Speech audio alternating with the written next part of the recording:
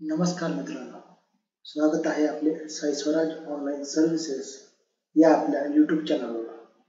मित्रांनो, आज आपण ई ग्राम स्वराज पोर्टलवर मनबुक क्लोज कसे करावे हे जाणून घेणार आहोत.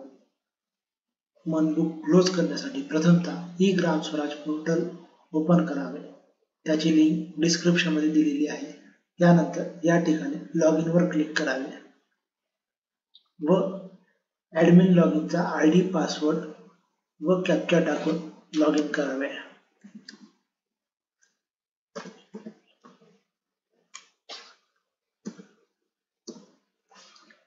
लॉगिन केल्यानंतर पिरियड एंड प्रोसिजर यावर क्लिक करावे व क्लोजिंग ऑफ बुक्स या पर्यायावर क्लिक करावे. त्यात क्लोज मनबुक या पर्यायावर क्लिक करावे. त्यानंतर पुन्हा एकदा क्लोज मनबुक यावर क्लिक करावे.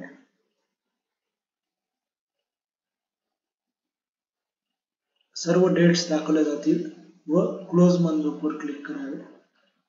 ज्या डेट्सला सिलेक्ट केलेले आहे ते डे बुक क्लोज करायचे आहे का असे विचारण्यात येईल. त्यात ओके वर क्लिक करावे.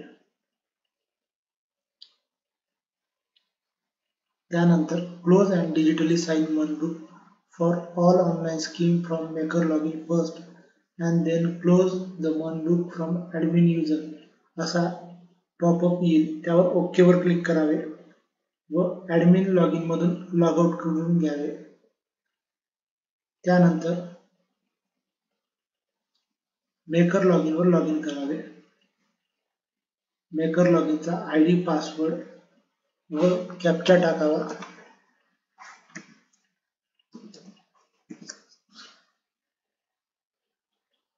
मेकर लॉगिनने लॉगिन केल्यावर प्रथमतः पिरियड एंड प्रोसिजर वर क्लिक करावे.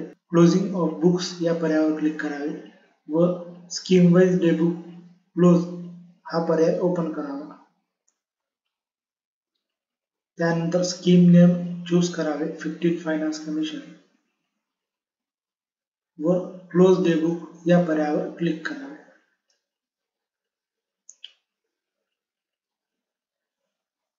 त्यानंतर पुन्हा एकदा मास्टर एंट्री मध्ये जाऊन DSC मॅनेजमेंट या पर्यायात साइन मनबुक फाईल या पर्यायावर क्लिक करावे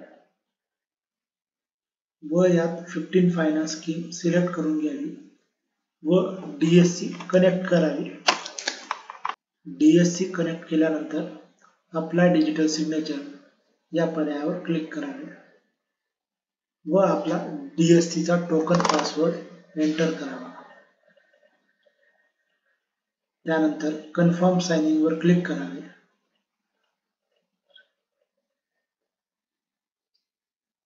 मनबुक फाईल साइन सक्सेसफुली असा पॉपअप येईल. त्यावर ओके करावे व मेकर लॉगिन मधून लॉग आउट करून घ्यावे.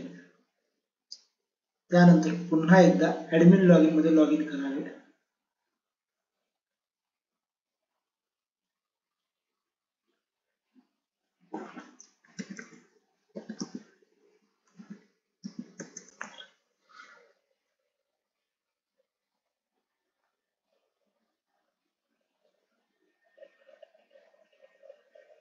ॲडमिन लॉगिन मध्ये लॉगिन केल्यावर पुन्हा एकदा पिरियड एंड प्रोसिजर वर क्लिक करावे. त्यात क्लोजिंग ऑफ बुक्स मधील क्लोज मनबुक हा पर्याय निवडावा व पुन्हा एकदा क्लोज मनबुक पर्यायावर 2 वेळा क्लिक करावे व सिलेक्टेड डेट्स क्लोज करायचे आहेत यावर ओके करावे. मनबुक क्लोज केल्यानंतर पुन्हा एकदा पिरियड एंड प्रोसिजर या पर्यायावर क्लिक करावे व यातील बँक रिकन्सिलेशन मध्ये ॲड या पर्यायावर क्लिक करावे. त्यानंतर बँक या पर्यायावर सिलेक्ट करावे व बँकेचे नाव निवडून घ्यावे. ब्रांच नेम निवडून घ्यावे. ब्रांच नेम निवडल्यानंतर अकाउंट नंबर निवडावा.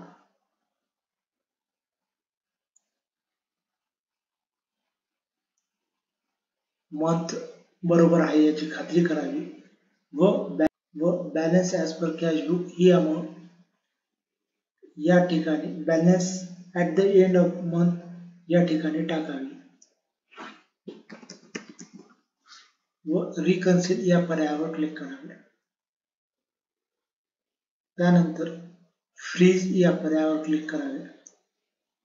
अशा पद्धतीने सर्व बँक खात्यांचे सर्व ब्रांचेसचे रिकन्सिलेशन करून घ्यावे. रिकन्सिलेशन झाल्यानंतर आपले मनबुक सक्सेसफुली क्लोज केले जाईल.